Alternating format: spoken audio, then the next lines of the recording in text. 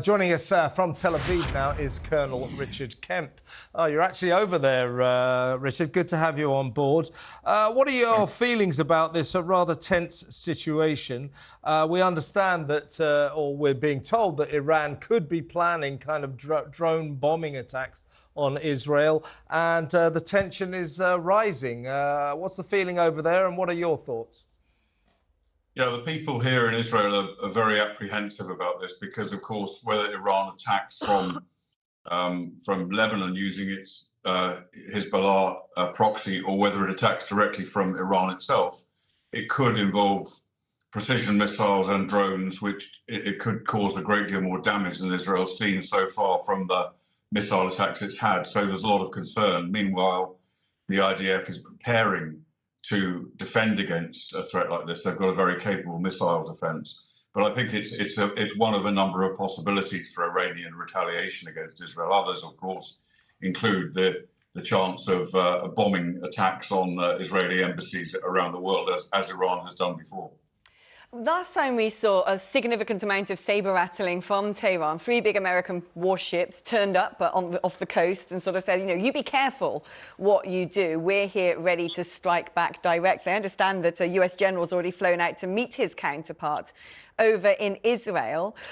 Is it likely that this could actually end up in strikes on Iran itself if they did deign to do something like directly target Israel, particularly in a civilian area?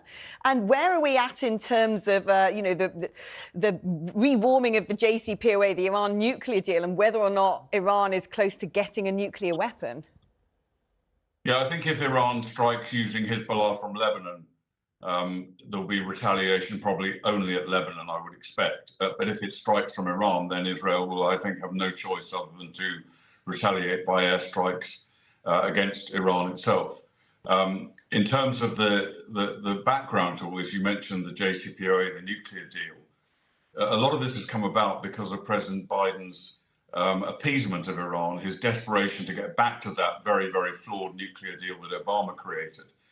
And by doing that, he's basically enabled a lot of what Iran is doing now by unfreezing billions of dollars worth of Iranian assets and turning a blind eye in so many cases to Iranian violence, including against the US, but also other countries. And I think Britain has a culpability here as well. Britain has been a party to the US appeasement of Iran. Britain failed to do anything really in reaction to Iran's constant breaching of the nuclear deal, which Britain remains a party to. So I think we have responsibility. We should also, I think, if Israel is attacked by Iran, we should join the US in committing military forces to strike back against Iran itself. Yeah, Richard, but Joe Biden seems to give with one hand and take away with the other. Apparently, as of about 3 or 4 weeks ago, there were hundreds of thousands of IDF soldiers in Gaza. It's now down to 1,000. And this, of course, follows Joe Biden's rhetoric in the wake of that terrible attack on the charity convoy last Monday, which has obviously changed the picture. After that, Joe Biden has sounded, frankly, pretty anti-Israel, completely dismissed Israel's explanation that this was a mistake. They apologise, we're sorry, we're investigating. Biden is just not taking that on board, has dismissed it and basically warned Israel to be very careful about the escalating humanitarian crisis. Netanyahu, we know, is furious about this, feels he's had the rug taken from underneath his feet. And now suddenly we get Biden saying, oh, yeah, ironclad support. Mixed messages from Washington. The Israelis must be frustrated with this. The Israelis certainly are frustrated, and so are other countries in the region. Most of the Arab countries in this region fear Iran just as much as Israel does. And they see American weakness here. They want Israel to defeat Hamas because Hamas is a threat to them as well. They don't like the fact that America is trying to pull the rug out from underneath Netanyahu's feet. And it's not just a lot of this. A lot of Biden's talk is for domestic consumption. He's got concerns about a number of swing states in the US prior to the next election. Wants to be seen really talking out of both sides of his mouth.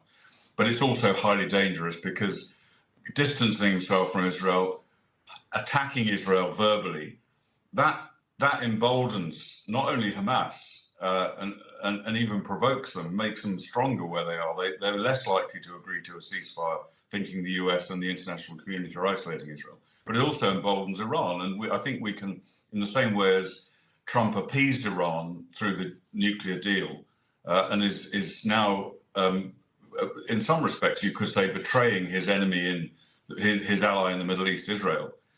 This leads up to Iran thinking that they can maybe carry out a strike against Israel with a degree of impunity that the US won't, no matter what Biden might be saying today, the US won't support any Israel counteraction. It's very, very dangerous talk from the president. Yeah, that brings me back to the concept of what is Iran's capability? How much can it stand on its own 2 feet now? We know it operates through its proxies in Hezbollah, Hamas, the Houthis in the Red Sea, and that, like you said, other Arab nations are kind of, well, probably quite pleased that Saudi aren't the only ones having to deal with the Houthi rebels now. They've started attacking cargo ships, and the West are taking out the Houthis in many respects on their behalf. But like you said, you know, Saudi, UAE, Qatar, all being urged by the West to sort of talk things down, keep peace in the region. That's also what they want. They want to develop and westernize and build better relationships, which kind of leaves Iran slightly isolated in that regard.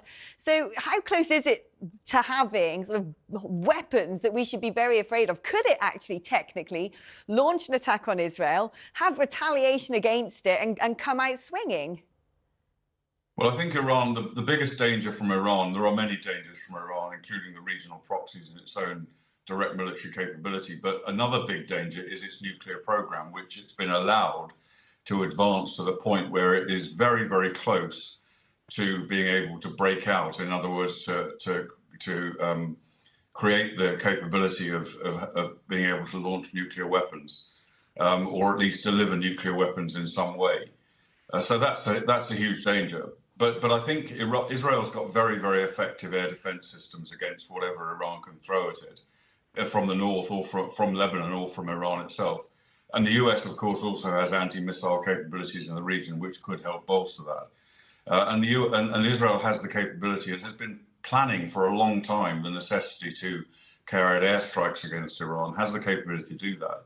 So I think if Iran does launch a direct strike from their own country into Israel, they will probably come off worse. Israel may suffer, perhaps, but Iran is likely to come off worse. And of course, there is a problem with regime stability in Iran, and that's one reason why perhaps Iran might be more likely to order an attack from the north, from Lebanon. Last question, Richard. Thanks so much for joining us over there in Israel. But what is the genuine potential if Iran does carry out its threat to launch some sort of strike on Israel, Israel retaliates? I mean, containing that conflict is going to be difficult. What is the potential here, genuinely, for all hell to break loose?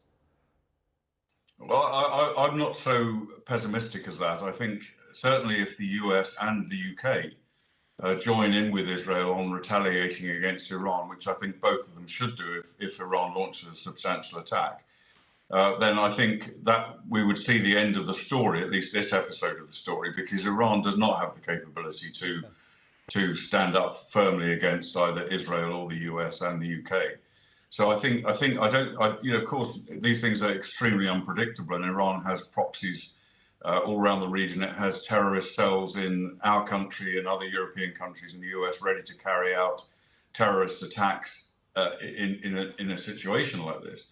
So we could see a development of it, but I think, you know, for example, people talk about the likelihood of Russia or China coming to Iran's aid in this situation militarily. I don't think that is at all likely for either of those two countries. I think they would probably be they stand on the sidelines and be very, very critical and maybe give Iran other support, but I don't think they would come in militarily, creating a much bigger conflict.